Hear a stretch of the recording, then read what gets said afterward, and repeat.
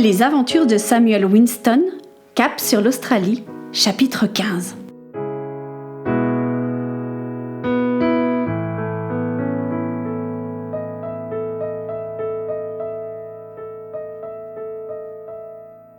Elizabeth et Samuel entendirent du bruit à l'entrée de la cale.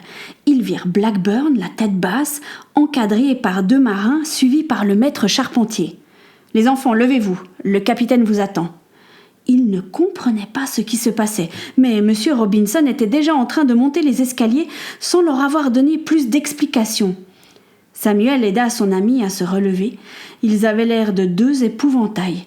Lorsqu'ils arrivèrent sur le pont, ils respirèrent de grandes bouffées d'air frais. Lady Amelia se tenait devant l'atelier, et dès qu'elle les vit, elle les entoura de ses bras d'un geste très maternel. Tout cela était très déroutant. Le charpentier les conduisit à la poupe du bateau où se tenait le capitaine. Il avait les 2 mains sur le bastingage, sa silhouette se découpait dans la lueur du soir. Elizabeth frissonna, ne sachant pas ce qui les attendait encore. Le capitaine se retourna et se racla la gorge. « Le collier de Lady Hastings a été retrouvé, le voleur a été démasqué. C'est M. Blackburn. » Samuel, stupéfait, regarda tour à tour son maître et le capitaine. M. Robinson leur avait bien dit qu'il allait mettre au point un plan pour confondre le voleur, mais de là à s'imaginer que c'était le quartier-maître. « Sommes-nous donc libres ?» questionna Samuel. « Ce n'est pas aussi simple. Vous avez caché une passagère clandestine et vous, mademoiselle Murphy, vous n'avez aucun droit d'être sur ce bateau. »« Mais elle a de bonnes raisons pour s'y trouver, je vous assure. » « Je ne veux pas le savoir. Par contre, vous, Monsieur Winston, je pense que vous avez été assez puni.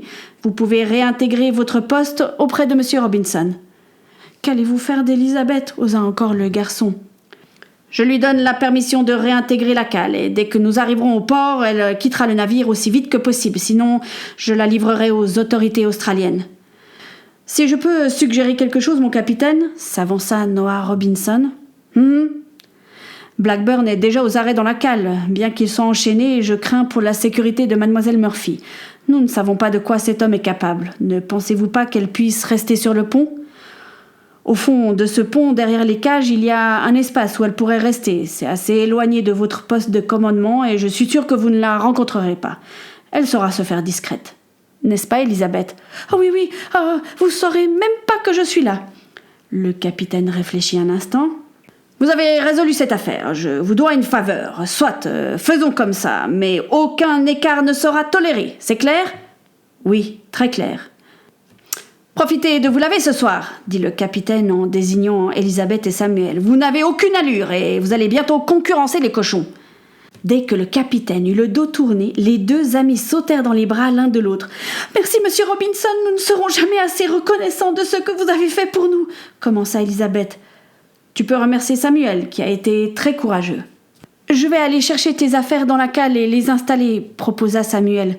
« Dommage que tu n'aies pas de robe de rechange. »« Je crois que j'ai ce qu'il lui faut. » Lady Amelia se tenait derrière eux, une robe en coton dans les mains. « J'ai même un peu de savon pour la demoiselle. Tu en as grand besoin. »« Oh, Lady Amelia, un grand merci. » Samuel se précipita pour aller chercher les maigres affaires d'Elizabeth dans la cale.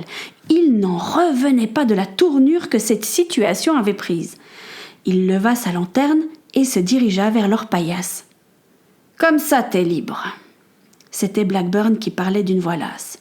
Samuel resta à une bonne distance. « Oui, le capitaine a estimé que j'avais été assez puni. »« Et la fille ? » ?»« Elle a le droit de rester sur le pont. » Mais si c'est pas malheureux, une passagère clandestine et c'est elle qui finit avec les honneurs.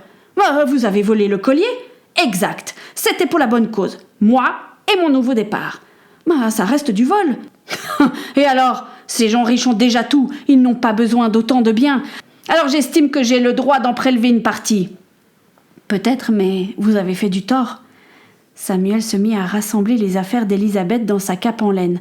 Il allait partir quand il se ravisa.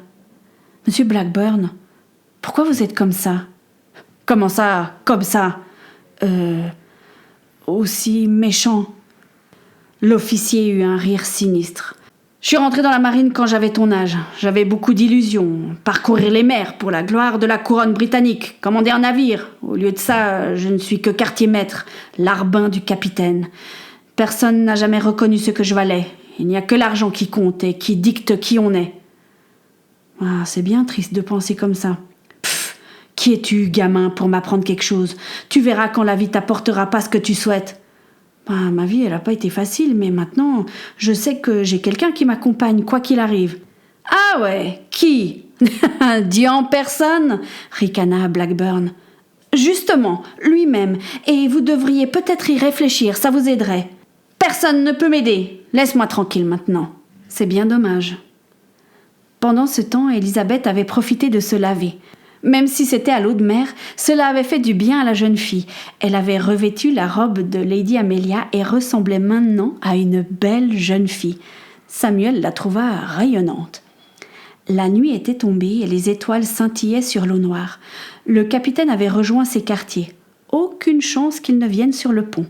Peter arriva, suivi de Lady Amelia et M. Robinson. Ils virent ensuite la lourde silhouette du cuisinier gravir péniblement les quelques marches qui montaient vers l'avant du bateau. « Monsieur Robinson, comment avez-vous fait pour trouver le voleur ?» rigola-t-il. « J'ai été bien aidé.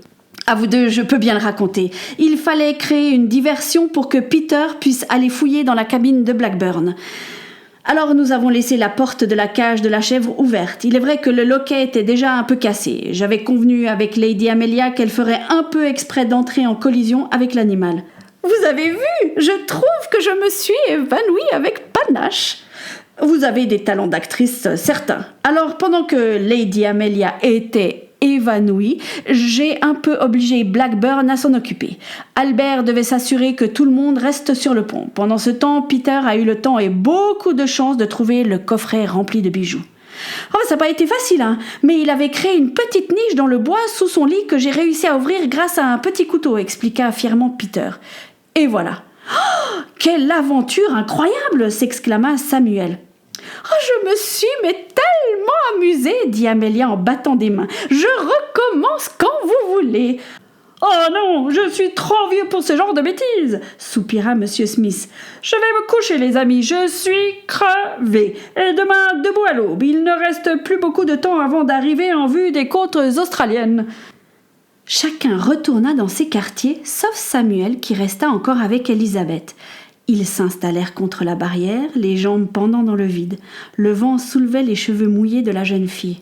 « Tu avais raison, Samuel. » À propos de quoi ? Dieu protège. Même quand la situation semble désespérée, il peut en sortir quelque chose de bon. Et c'est ce qui s'est passé aujourd'hui. Regarde, on est là tous les deux et dans pas longtemps nous allons pouvoir retrouver chacun nos familles. Ma famille... Je ne sais même pas si ma tante est encore en vie. Toi, au moins, tu pourras retourner dans ta tribu. Tu sais, quelqu'un m'a dit un jour « Fais confiance, Dieu protège », répliqua malicieusement Elisabeth. Samuel esquissa un sourire. Ça me rappelle quelque chose, mais j'ai peur. Et si j'y arrivais pas ? Ne t'inquiète pas, pendant ce voyage, tu as prouvé ton courage. Je suis certaine que ça va aller. Maintenant qu'ils approchaient du but, Samuel n'en était plus aussi sûr que ça. Perdu dans ses pensées, il se mit à rêver d'Emma West, de l'Australie, cette terre si lointaine qui allait devenir son nouveau pays. Et voici donc la fin du premier livre des aventures de Samuel Winston. Ne manque pas la suite des aventures dans le livre qui s'appelle « Le complot ». À bientôt, cher auditeur. J'ai été ravie de passer ce moment avec toi.